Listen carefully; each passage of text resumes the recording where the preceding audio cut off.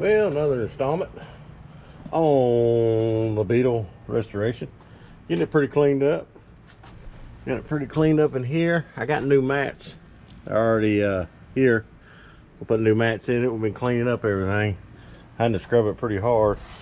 I also got some stickers that I'll be showing in the next video. Turbo stickers that are going to go on the side here. And most of all, we got the transmission in, and it does move the car.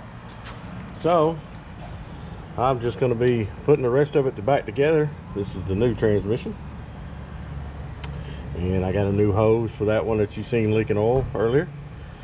And then I'm going to put the battery in, fix this up, change the oil already, get the new battery, and pretty much just going to clean it up to get a good detail and everything, get it real clean out, wait for them stickers to come, and then test drive it and all that good stuff. So probably sometime this week, probably have it done, get some wax it up real good, clean it up.